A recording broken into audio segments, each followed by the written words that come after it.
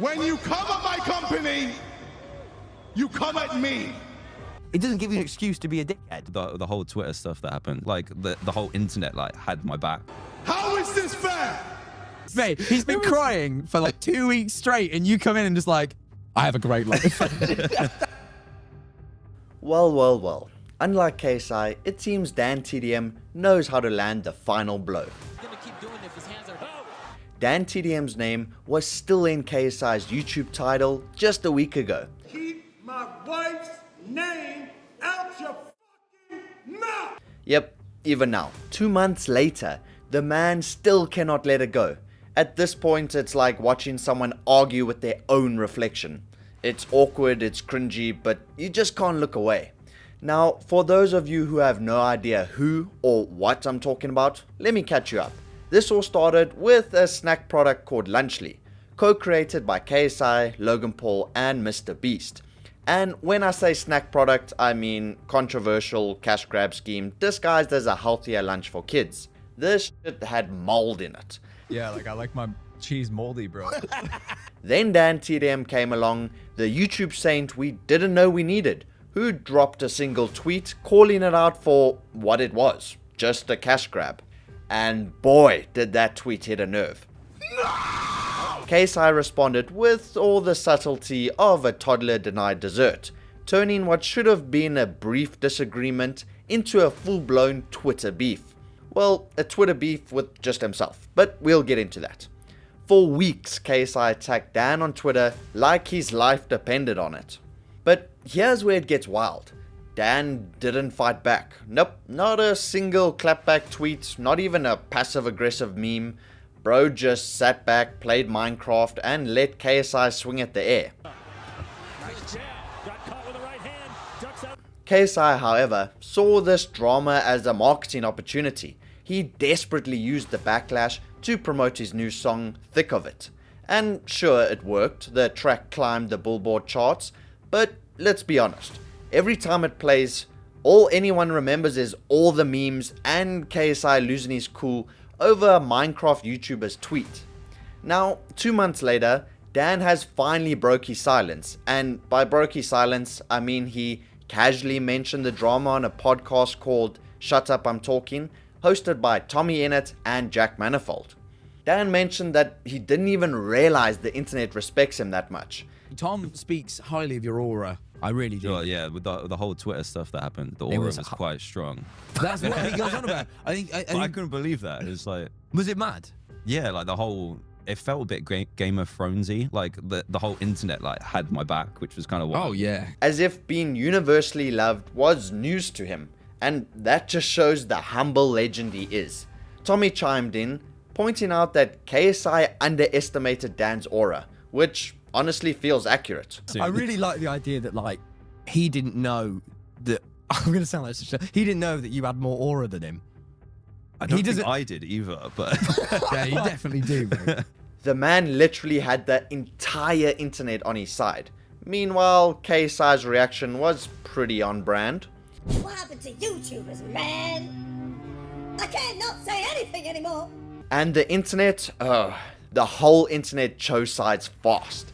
And I hate to break it to you, but they didn't side with Logan Paul's boxing boyfriend, and neither did my audience. Even KSI's own fans were telling him to let it go. But could he? Of course not. Instead, he doubled down. Highest new entry in Billboard Hot 100 week after release. That is mental. Oh my god. And you know what I replied on Twitter? DanTDM could never. Facts! That boy could never do that. Could never. Am I lying? That boy will never be able to touch any of those accolades. As if that was the argument to begin with. Meanwhile, Dan was busy being a decent human being. Around the same time KSI was ranting about crackers, Dan donated over $320,000 worth of gaming equipment to Children's Hospital. Now, let's compare. One guy's making sick kids smile, and the other is screaming into the void about snack packs. Yeah, this isn't looking too good for KSI. No! Fuck! Shit! But it didn't end there. So let's get into the Misfits boxing event. A chance for KSI to redeem himself, or, make things worse. I'm sure you can all guess where this is going because, well, it's KSI. He grabbed the mic in front of a live crowd and launched into yet another rant about DanTDM. DanTDM, he came at my company, I defended myself, and I'm seen as the bad guy. How is this fair? Bro, is this guy really trying to play the victim card right now? And he continues. When you disrespect my company, you disrespect me. So screw DanTDM. This guy, really? At this point he could bottle all of this cringe up and sell it as a new Prime flavor. Even the crowd wasn't having it. When KSI tried to hype them up, the audience responded with boos. Not just any boos, soul-crushing, confidence-shattering boos. Who's excited to see Slim knock out Gibb?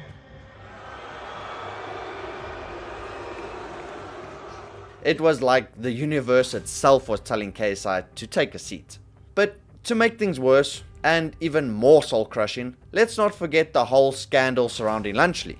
This product was roasted online for having moldy cheese. Yes, mold.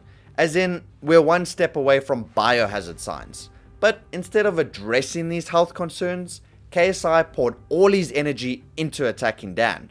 Because apparently the real danger to Lunchly isn't the cheese, it's constructive criticism. But speaking of questionable products, let's not overlook Prime, the energy drink KSI co-created with Logan Paul.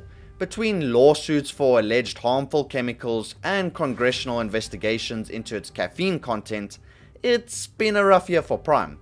And speaking of Logan Paul, his reputation isn't exactly squeaky clean in this scenario either. Remember when he tried to sue CoffeeZilla for exposing his crypto scam? Or when he used his wife's pregnancy to promote Lunchly? Yeah, these two are like Batman and Robin for bad PR decisions. But now that we've got those clowns out the way, back to the real MVP here, DanTDM. What's so impressive about Dan is his refusal to stoop down to KSI's level. He could have easily turned it into a content goldmine, releasing a diss track or firing off spicy tweets. You should make a song called Thin of It. Instead, he chose the high road, letting KSI implode under the weight of his own ego. All while Dan was just living his best life. To be fair, this was a legendary move from DanTDM, as he just let the internet do what it does best, and took care of KSI. But in saying all of this, KSI obviously won't admit that he was in the wrong. Instead, he claimed that he was stirring the pot on purpose. Nah, honestly, I just tweeted it because I knew it's going to piss a lot of people off. It's going to piss off his fans. Oh my god, it's just one tweet. Yeah, cool, whatever. You're still biting. As if antagonizing an army of Minecraft enthusiasts was a brilliant strategy. Predictably, it backfired. That video alone racked up nearly 30,000 dislikes. A clear sign that even KSI's audience is over it. Because what KSI failed to realize is that DanTDM isn't just a YouTuber, he's an icon. For millions of people, Dan represents a simpler time, a beacon of positivity in the chaos of the internet. Going after him felt like attacking childhood itself, so the backlash was swift and brutal. Tommy Innit actually summed it up perfectly on the podcast. You know what we were saying earlier about when you have an impact beyond today and yesterday? Yeah. Like, it's that. It's like, you raised us all, man. I was watching in year 4. Like, you know, that's so special.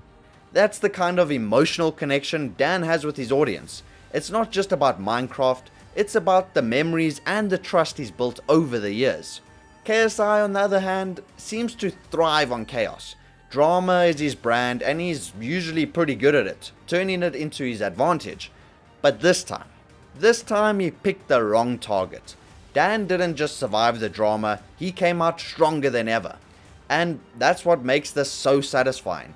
KSI set out to tarnish Dan's reputation, but all he did was remind the internet why they loved Dan in the first place. Meanwhile, KSI's legacy is now forever tied to moldy cheese, Twitter rants, and terrible songs. However, this wasn't just about KSI versus DanTDM, but rather a lesson on how not to handle criticism. Dan showed that sometimes the best response is no response at all. Unless you're in a Mr. Beast type of situation, then yeah, you kind of need to respond.